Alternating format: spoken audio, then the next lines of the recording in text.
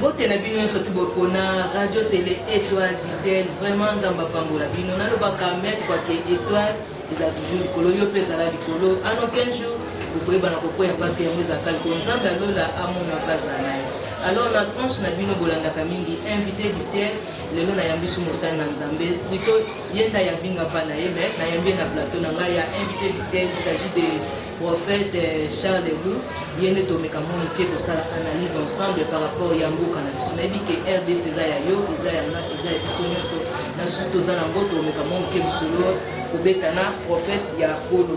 Alors motuna na biso za totuna pona Kongo na biso tokomi wapi pe tosuki wapi pe tozokende wapi oyo ezali motuna na biso yango tomeka mono ke kosala analyse yango ete tobeta masolo na biso nde tosalaka nazoyambela bino mosala na nzambe mpe na opesa mbote ye tokotaka masolo yango boyebi mosala na nzambe na sepe merci Marcel ngape na sepe boni mosala polo boni makambo nyonso yango biso toyelaki wana nyonso korate sauf wana amen oyoki nyonso ekoki korate mais sauf wana mpa nzambe te esimbaka kaka. Alors mosako nayebi kolandinga bien na introduction nanga tozomituna motuna mpona Kongo na biso tokomi wapi tozokende te wapi.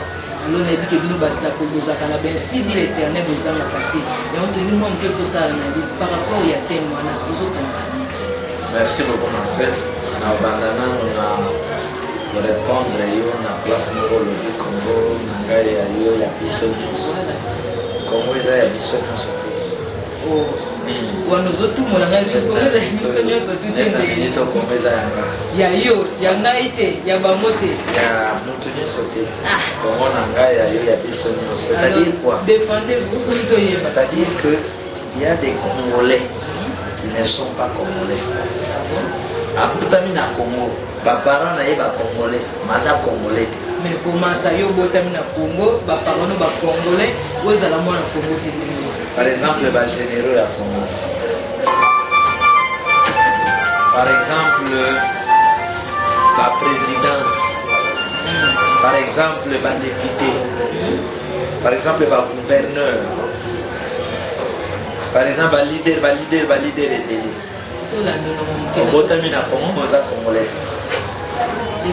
c'est-à-dire un Congolais ne peut pas détruire le Congo. Tout Congolais qui détruit le Congo n'est pas Congolais. Donc, il y a une place où il y a des personnes. Mais il y a des personnes qui sont donc, Congo, Bankolo Congo, va souffrir pour Namboka. Va oublier la pour Namboka. Passer à Mboka, oui, ils ont une calamité. De wana ya ba Congolais. Alors, tu comme wapi? Tozokende wapi? Tokomi na lisika mote tokende pesika te. Mais tokota ndembo ka misozo kendela après l'élection to monaki ke changement ko ça. Tokomi na no. Tozomaka bat bazolela kaka. Tokomi esika te. Tokomi esika te. Tokomi esika te. Tozokende pesika te. Mais ce que tozawa. Parce que pour comme esika, pour ça le bataille quelque part. Et pour okende. Pour ezala na nzelo zola. C'est quoi son alandio pour faire donc tozaka na point de dépendance donc jeter tozaka esika mo. Bino. Biso yote. Ngaite. Konga na za na nzela na vision. Bino bokewa. Vision ni bola na boke. Baye koli ya Yesu bazola na kolo. Ti ba kesi ka bakomi. Ya baye koli ba Josué bazola na ibe kwa Moïse. Ti ba ke na terre promise. Bino bolanda nani vision nini bozolanda po bolobake tolongwa kisika boye tokomi esika boye yango toyepa na mosaka. Voilà, c'est ce que je dis. Donc bolongwe nano te boza pe na nzela bokende te de biso toye mena po bolongwa bokende bokoma. Donc po bolongwa bokende bokoma il faut bondima vengeance pour appliquer vengeance pour bolongwa bokende bokoma. Kuna ezala na religion na bino ezala na politique na bino mutakotambisa bino kuna zaki. Là vous n'avez pas de parents, vous n'avez pas de responsables. C'est bon, bino wa mécanisme tout ça ni tolanda parce que tolanda non déni. C'est ça, accepter message à vengeance. Message à vengeance contre qui nazoe batté parce que message que mon ami ba prophète azaya ya message ya nation, message ya boye mais yo té ya vengeance. Vengeance en contre qui nazoe batté. Vengeance est un message il y a troisième temps. Na expliquer ya mopi na zoko ba expliquer. Après la grâce de Christ. La grâce de Christ est venue après la loi de Moïse. Chaque espace il y a temps, ça m'a visité à Kabat. On a un grand leader spirituel avec des leaders spirituels, avec des leaders politiques et des leaders scientifiques. Alors, chaque grand leader, les grands leaders spirituels, ils ont la porte pour spiritualité à Sikaï Kota, politique à Sikaï Kota, science à Sikaï Kota. Donc, Moïse, comme un grand homme spirituel, il a formulé pour l'école spirituelle, politique, scientifique et comme. Au Yokao, la doctrine de la loi. C'est-à-dire, il y a eu des écoles. L'école, il y a des lois sur la politique. Alors, tant que le message à Moïse est comme une souka, il faut aller expirer. Ce message est allé expirer. Alors, le leader va travailler sur ce pour ça. Va travailler pour de ce que vous vivez. Donc, ici, le message n'est pas spirituel. Ici, expira. Message peut expirer à la prophète. Message expira. Politique n'a pas expiré, science expirée. Science n'a pas expiré.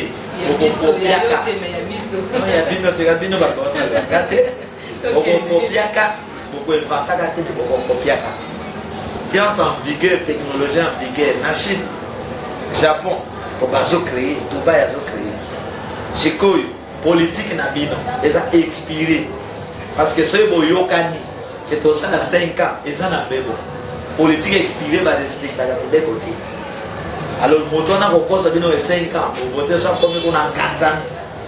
Parce que vos bateaux sont mal formés sur les plans spirituels, politiques, scientifiques. Spiritualité n'a pas expiré comme une religion. Alors, ceux comme une religion, les leaders ont des escaliers sur vite, parce que maintenant, on a la crise, à côté de Solomon, bon, écoute. Alors, moi, je suis c'est pourquoi ceux qui message est comme expiré. Ne disent pas si c'est un autre prophète. Tous ces prophètes vont prophétiser. Nathan Boye, Dieu vous suscitera un prophète. Et qui Joseph va prophétiser dans Israël. Dieu vous suscitera un prophète. Moïse. Moïse à son tour a prophétisé dans Deutéronome 15, 18, 15, 18. Dieu vous suscitera un prophète comme moi. Écoutez le Christ. Vous comprenez? Alors, Esaïe a prophétisé sur la vengeance, sur l'arrivée de Christ dans la vengeance. Christ a eu grâce à cette vengeance. Le prophète va dire ça va que tant oyo ici, beaucoup de temps oyo et bandit, c'est ça. Tant que Christ a eu les pharisiens expiré, va comprendre. Il était dans un rouleau Esaïe. Tant que prophète est beau, prophète à l'obaki, Moïse à l'obaki, Tenganaï, Yépé à l'eau. Asimbi aye respect spirituel à cette vengeance. Nous y êtes aussi vengeance. Nous même le bino. C'est pour continuer la vengeance. Si vous voulez le boké, vous comme vous avez boké. Si vous n'avez pas objectif, vous avez la tête d'afficher. Vous avez la tête d'afficher au bazar de vision boké. Parlons vision zate, parlons de quoi. Il est pas vision zate à celui-là. De perdre en parlant. Mais bazar a vision là-bas. Réalité d'intérêt. Réalité d'intérêt. C'est quoi objectif, il y a tant de messages, il y a vengeance, objectif. Non, objectif à vengeance, c'est sauver. Biso toi na démarche mon sous tension soit englobé na pour sauver. Est-ce que vous avez dit que changement devise na biso ils allaient être, avoir et régner. Donc na sali faut na sala na bona régner. Voilà. L'objectif na biso c'est sauver de l'homme sauver. D'autres kuti bakanyo faut te libérer. To yeba bakanyo ni nani akanyo faut te libérer. So bitu bato bunda. waza makasi alo c'est ok ni malembe papa na ina iba mwanke mboka na biso RDC babi esambelaka mingi tolingi nzambe mingi kanzambe mingi partout ok na avenue moko tamsusu di avenue mo 10 églises siko nazo ebate bato bazolela kaka na ete prière ngo suka na mona ba kosa kibino osambelaka te siko prophète osambelaka mingi te osambelaka pete mais tozomona na baveni baeglise ebele tozomona problème na mito biso tosala émission bisika biso mpe bazosambela mpo na mboka bazosanga na c'est la comédie zela na yebisa nazoyebisa eloko moko ndeko azofilme biso soki kuna kati biso toyebi te si biso tokocontinue émission mais ezokota te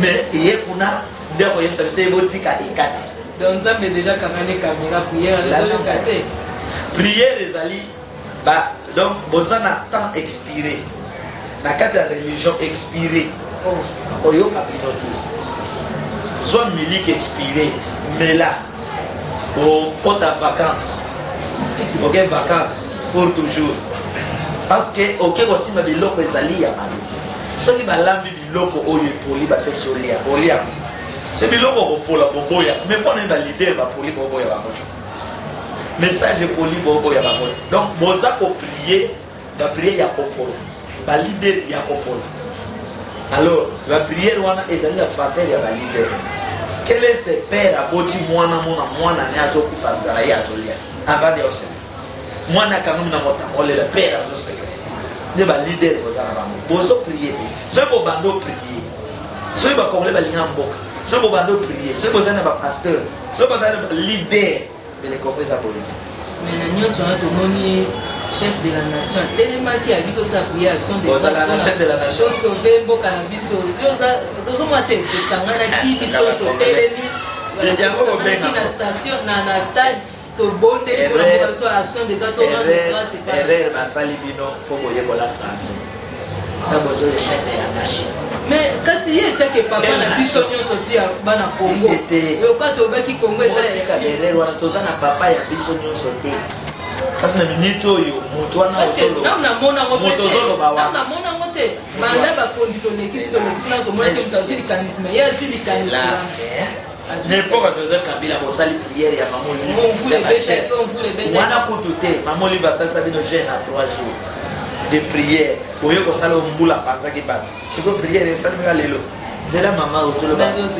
père de la nation papa na biso nyonso nekolo nazolinga te moto abenga asala berere oberere wana ememi biso na enfer ntango obengi papa na biso nyonso ndenge mwana ya papa na yo wana azolia ndenge ozolia papa na biso nyonso bamakangu na bango babofrere na bango baozwa misala ya yo bandeko baozwa kosala kasi makangu ya mokonzi aoganye via koleka yo pepe citoyen wana po aza juste sikota bokobenga moto te na kombo oyo moto wana aza kobongisa te mission wana na vi na yo bible elobi nini nzambe apesaka pouvoir alo ntango nzambe atombo moto afo totombola ye te na komona nzambe apesa bino pouvoir apesa bino te parce que tala tozala juste tiyo asalaka kosala nini ya kozwa mai na point wana régie des eaux amemeli bino na ntango tiyo basinga courant azweli bino courant kuna na inga amemeli biso ntina ndako siko père de la nation chef de l'état rôle na ye chef de l'état nini omoni ajoue rôle oyo ya kokokisa posa na yo citoyen to benge na kombo wana bangaka na intimidation alors mécanicien mosala na ye kobongisa motuka militaire policier kobatela peuple na biloko na bango kozwa bapolicier babatelaka peuple na biloko na bango na kupana par rapport ya prière donc ezaka toujours so ezokende te eza prière wana soki eyokana lelo citation kolesana me bapoubele esi sikoyo na motuna na nyonso tana nani ndoki ya congo balider na bino na peuple ya conscient oui basorcier mais bokosala nini bolanda mate ya vengeance boaplike yango bolandi ka mate ya vengeance bokota youtube obeta vengeance tv télévision bolanda démission ya vengeance yango ka yefongola bato ntango yesu ayi kokutana bakangaki na mibeko ya moïse yesu asala apesi bango kaka ngolu efongoli bango esprit tanga na loi ya moïse yesu ayi abikisi chaine moko jeune wakoti na ntango adokumisa nzala bafarise baye na abikisi ye bato baobanga mpo baloba yesu mpo bamema bango na niveau moko après bakenda baparent na ye nani abikisi mwana bino baparent baobanga boke etuna ye moko mpo bafarise bakomisa bango baesclave ntango baye batuni ye lokola kutanaki na krist abimi na bo alobi jésus christ de nazareth bosala moko nini il faut tokokoma na niveau wana ya kokoma libre lokola papa charles singai mpena nde naza bopenza bokobenganga mpenza papa charles ekosible prophète ekosible sauveur ekosible défenseur ekosible militant ekosible donc nini ekosimba guerrier ekosible ezosimba parce que wana mpe bazalaki wana mpe olotobi boyi tobenga bango bapere ya nation bazalaki mpe koloba mpe soki bovotenga ekosimba soki botienga ekosimba oloba mpe ndenge ozocompare l'homme spirituel na moto azali déformé azwa même pas formation politique akomi député akomi député yo compare ye na un homme spirituel oyo aza na spiritualité élevée omoni na mboka oyo soki bosaisir opportunité te ya spiritualité ya vengeance mama bokotikalaka bawongo ya poto parce que seule solution na message oyo bofongola bino miso matoyi maboko makolo elongoli bino na basini message ya vengeance bokutango nelo bokutango wana message ya vengeance bokuti yango wana wana yo mutulu parce que mutu nyonso so ateke eloko na ye asala publicité nango asala marketing nango mpo bato yo mpe nokozwa message ya vengeance okomprendre yango na grâce oyo eleki awa tozosala comparaison te mais tozoba mutu nyonso non mais problème assurance nini okopesa siko bandeko baolanda biso nyonso to assurance opesaki tondima message wana toyambamo to aseka mpe tolandango mpo ete mboka na biso ya avance balanda baformation mpo oexercer service songolo na mboka ebonga fo ozala formé spirituellement politiquement c'est-à-dire bakomaka te mokonzi na ndoto c'est-à-dire bakomaka te mokonzi na kop il faut oponama nelombe opase na moto omoni david bawendre ye na samuel siko nani awendre ye nani awendre ye kop okomokozi na kop david bawendre na samuel david zela bawendre ye david abeti lion apase na moto na fe abeti lion akwesi goliath akoma mokozi akobikisa pepe eboya bino abunda wana c'est avec des mokona baponaki ya bundaka te baponaki yo si oliaki papa na bazalaki bien mozolia momela bamilitant basuki yo oliaki ti osali comme na yo comme mokonzi bamilitant wana baokontinue ka kokufa likolo na ye likambo ya corruption oyo tozoli kasi fi ya bakonzi akoma partout toyebaki yango kala ezali ta mosuku na mwa école mais lelo komi partout te mboka somoni corruption éravager mboka c'est-à-dire corruption eza na baresponsable on donne ce qu'on a komi eloba ce que Christ était c'est ce qu'il a donné bato kobika on donne ce qu'on a donc somoni corruption na mboka partout ebandi na présidence soki corruption ekotika na présidence esili koto nyonso école vi ya kongo komi kakop soki okende na voie normal mikanda na obinana yamani ekomi nango alatim totambola biso ndenge mpe prophète avangance ye mpe lokola babi mboka babi na likolo moko ye mpe akokepe na likolo moko akotine mpe na biso toye na sens contraire vengeance aye na sens contraire nana tuna boke bobi ekomi nango ndenge wana naotali so réalité ya sur les champs na mosala biso toza kosopose biso toye na sens contraire tokutani etindo okinze wana yo opposant mokolo moko bon nakondima ngo mpe yesu kristo azala opposant message ya baparisien c'est moto nyonso azala opposant ya likambo songolo bata pouvoir baza baopposant ya peuple congolais parce que bazopesa bango nzala baya baopposant si bata pouvoir bango baopposant ya nzambe ya peuple congolais Robin va pas t'apprendre. Donc, comment on a joué à sens, on a la voiture, embouteillage. C'est la mission de côté, ok. Mon colonel a côté de là, on a peut-être au côté. Oh, ben, on a vu ce tout dit qu'à là, on a vu ça. Il y a un côté dans sens civique. Ah, ben, on a vu ça. Tout le monde. Le mon colonel a ordinateur. Bomanga kaka. Bomanga kaka. Tamba ne ba kiti bai. Ah, mon voyez bai. Papa Charles. L'homme de vengeance na bébé. Parce que bongisi kuna ba l'équipe de sécurité. Comment dit que bongisa nzela longola mutana ba sorte de logoté. Ba to ba leka. Pour créer un embouteillage volontaire, alors yo les gars accordé so yo na ba parti nzela yo les gars embouteillage de tibo so. Nayebi ke vino bato molimo bozala mpe na makambo alors likambo ya bambouteillage wana oyo bacrée biso baso de mutone ezocrée bambouteillage nayebi te par rapport ya bino bato molimo bozokanisa même pas bato molimo wana to congolais eza manque eloko kosala moto oza na eloko kosala te ezala na bongo manque eloko kosala kota na bokonzi na vision oza na vision baponaki yo okomona le monde spirituel va t'aider pour ça la makambo mais so okoti na yo moko na ko nde mboka ye monene o banda na sot moto voilà que okeni malembe na kochite parce que tange ezosala biso défaut mais tokosala ntan mosusu tokosolola susu bisiko tokosuki alors papa Charles nalingi okonfirme maloba na yo bisiko osali mwa x te obakisi x esotiaki pointe otie moko parce que tokomokeevere la paix na oyo ya mingi ya koloba eza te peuple congolais balanda message ya vengeance bakota message ya vengeance baaplike message ya vengeance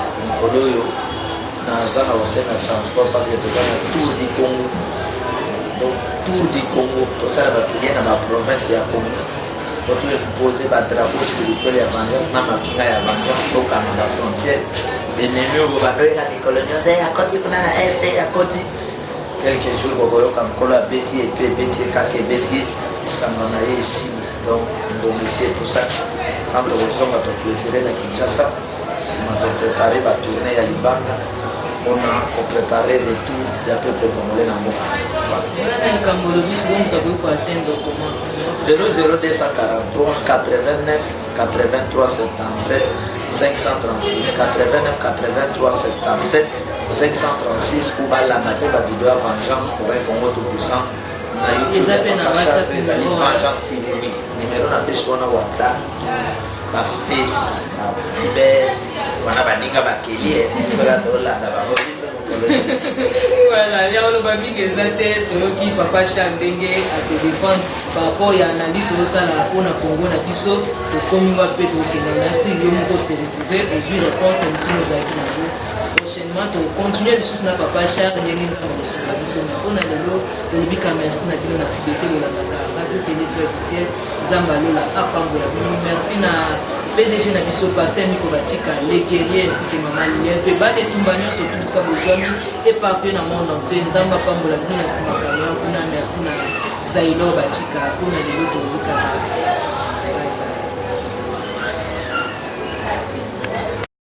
salanga ngolo nabikabika mwana yo mokili kotatula makambo yo kosalela ngai yo www.étoilediciel.tv la chaîne des révélations